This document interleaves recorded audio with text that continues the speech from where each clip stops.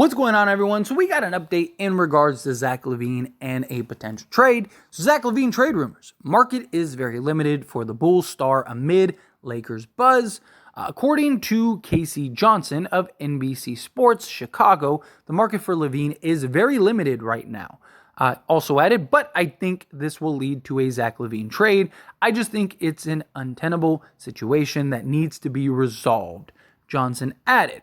Now, look, this is something that I have talked about, that the market for Zach Lavine, the pool of teams for Zach Lavine are going to be very small. He has the list of like 5 teams in which he's interested in. Obviously, the Lakers are up there at the top. Got another team like Philly, who I think definitely would be interested in trading for him. But I don't think teams like Sacramento, Philadelphia, like those teams make any sense, right? You have a guy in Tyrese Maxey who has been fantastic.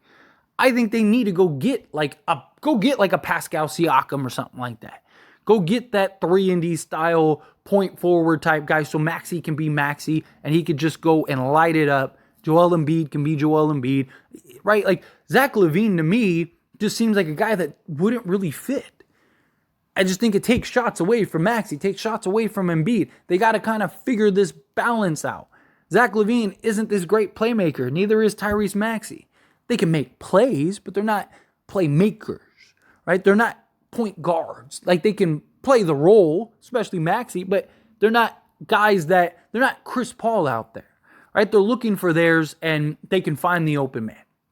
Big difference, right? I just think that at the end of the day, there's only 2 teams. And I have really thought about this. I have really dwelled on this. I have looked at the NBA landscape. Now, obviously, there are teams that are, fringe teams or teams that aren't very good that could use Zach Lavine without a doubt. But he's not going to want to go to one of those teams. Those teams are probably not even going to trade for him. So the only teams that really, to me, make sense for Zach Lavine, which is one of the reasons why I think the pool is so small, is the Miami Heat, right? The Miami Heat definitely could use Zach Lavine. They missed out on Damian Lillard. They need that consistent go-to scorer, that guy that can take over, score, that athleticism, right? The beauty of Miami is Jimmy Butler and Bam Adebayo are their 2 stars that love to do the dirty work.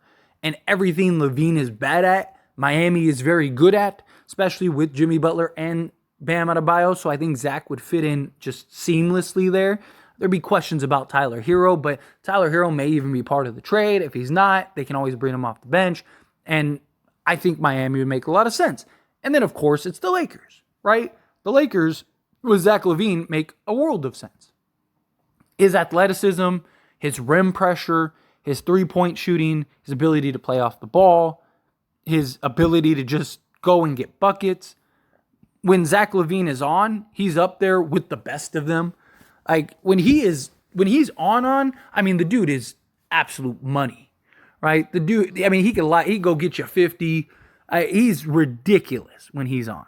And the Lakers need that badly. The Lakers need a guy that can just consistently go get buckets, that can consistently game in and game out, go give you, 20 plus a game, right? D'Lo and Reeves have shown that they can do it, just not on a consistent basis, right? Like they can do it, on any given night. They can do it, even a couple nights in a row. But night in and night out, one if not both of them just disappear at times. Where Zach Lavine, he can be inconsistent, which is a concern. But even his inconsistencies are much better than like D'Lo and Reeves' inconsistencies. Like Reeves has had games where he's like completely unplayable, right? D'Lo has had games where he's like completely unplayable. Zach, you rarely, if ever, see a game where he's like completely unplayable. He's still able to just go generate buckets, go use his athleticism, right? He would be very valuable for the Lakers. Give you that over-the-top shooting, all of that. So I completely get the idea and reason why the Lakers would want Zach Lavine. Zach Lavine obviously wants the Lakers. I mean, that's no secret. It's been talked about and rumored for years that Zach Lavine wants to be a Laker. I mean, Zach Lavine was in a post-game interview wearing an LA hat, right? Call me crazy, but that to me is a hint, right? Like Tell me to put my tinfoil hat on, whatever you want to say. But to me, that was a clue. Like, no, yeah, I want to be a Laker, right? And the Lakers very well could go and trade for LaVine. Now, I still am in the camp of like, one, I think that they should go get DeMar Rose, and we'll touch on that here in a minute. And two, I think that we don't have enough assets if other teams get involved and bid for Zach Lavine, right? Like the Knicks have been reported to want Zach Lavine. However, there are reports that Zach Lavine doesn't want to go to the Knicks. Do the Knicks care? Do the Knicks go, well, hey, that sucks. We want you. We're going to trade for you. And you're going to come in here and you're going to play. Kind of like Milwaukee, right? What they did with Dame, right? There was Dame's agent who was like, hey, if you trade for him, he's not going to go to camp. And Milwaukee said, we'll call your bluff. And guess what? Damian Lillard is playing for Milwaukee. If the Knicks trade for Zach Lavine, you think Zach Lavine's going to be like, no, I'm not going to do that? Like, I'm not going to play? Like, of course he is. He's going to play, right? So my problem is that if any of these teams, even Miami, if they wanted to, could outbid us, but do they want to, right? Like, Miami has the salary to go and move him, which is another issue for the Lakers. The Lakers, $40 million is a lot of money, right? And and it only goes up over the few years. Now, in like the 2025 season, his contract will look a lot more reasonable than it does right now because the salary cap is supposed to have this huge spike. So his contract may be more valuable, but right now, currently, he's not a $40 million a year player. He's not. He's very good. Don't get me wrong. I like Zach Lavine a lot. And I do think he would help the Lakers tremendously. I think the Lakers, if they can make it work quick enough, will be the best team, right? Because Zach Lavine solves most, not all, but most of the Lakers' issues, right? But, again, like, what do the Lakers have to give up to go get him? And is the juice worth the squeeze? Because Zach Lavine, again, like, he's making superstar level money. He's not a superstar. He's, fringe all-star type player. He's a guy that is absolutely incredible when he's on and will help the Lakers a lot. But he's not $40 million. He's not a top 20 player, not a top 10 player, not a top 5 player. I don't even think he's a top 25 player, top 30 player maybe, right? Like, that's not worth $40 million, right? But he is very good, very dynamic at what he wants, but he doesn't fit anywhere. So he has to go to the right place, the right destination, which could be in the Lakers' favor, right? Because if the pool is small for teams that are actually willing to trade for Lavine, then less competition is good for the Lakers. But is it worth the Lakers willing to go and trade for Lavine? Because Lavine, is he going to be okay with being the third guy? Right? Now, I do think he will get the freedom. I do think that he'll kind of get to play his game a lot. Right? I think LeBron will tell him, like, hey, go be a bucket. Because the Lakers need that. Right? And you're going to end up having to trade like D'Lo and Rui and probably Gabe Vincent and stuff to go get Zach Lavine. And so, like, I'm not worried about his shot attempts. He'll get his shot attempts, right? D'Lo's averaging 13 to 14 attempts per game. Got Rui, who's another, 5 to 7 a game. Like, just with D'Lo and Rui alone, there's Zach Lavine shot attempts, right?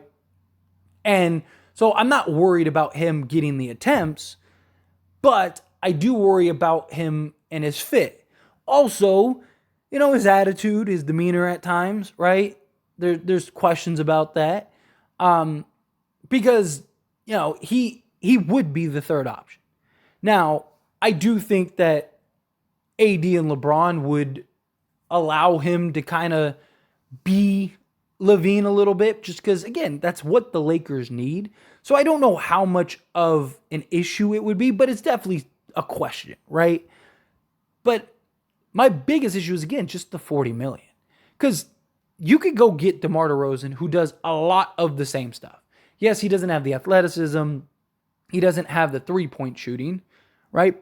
But he does basically everything else. He can still go get you consistent 20 to 30 points a game like clockwork. Gives you the over-the-top shooting. Gives you clutch shooting. He's been one of the best clutch players in the league the last few years. 2 years ago? because last year was De'Aaron Fox. I believe the year prior, DeMar was the most clutch player in the league. Right? Like, this is a guy that can absolutely hit buckets, close down the stretch, and be that guy. I also think DeMar would be more willing to fit into whatever role the Lakers would want him to. He's also more willing of a passer and playmaker at times, right?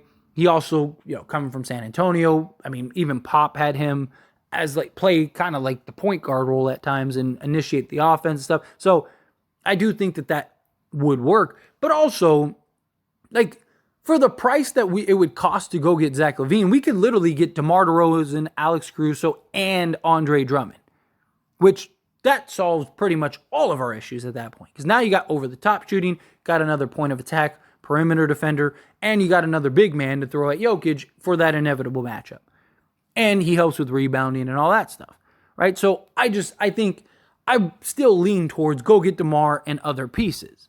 Now, if you can only get DeMar DeRozan, right? Like if they're like, hey, we already got another deal for Alex Caruso. Hey, we already got another deal for, Andre Drummond, whatever. Because, I mean, you could still get, Drummond makes so little money. You could go get Lavine and Drummond, right? Maybe you go get Lavine, Drummond, and like a Torrey Craig, something like that, right? If you can't get an Alex Caruso, maybe, right?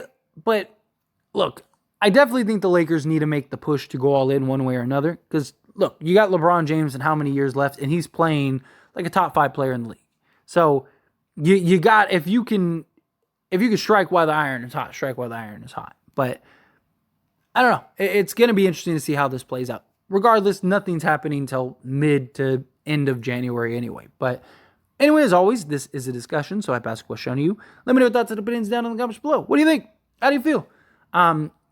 Think the Lakers should go and make the push for Zach Lavine? Do you think, I mean, it's definitely helpful that there's not this like huge demand for Zach Lavine, right? Because the less competition, the better for the Lakers, because they're very limited on assets, very limited on draft picks, right? They have a couple seconds.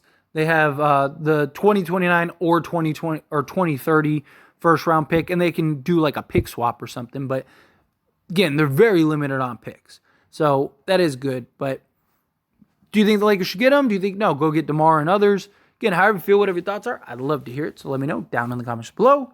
That being said, if you haven't liked this video, hit that like button. Helps me out a lot. Lets me know you enjoy these types of videos, and I truly appreciate it. If you're not subscribed to the channel, hit that subscribe button. Turn on the bell notifications. See you all in the next one. Thank you.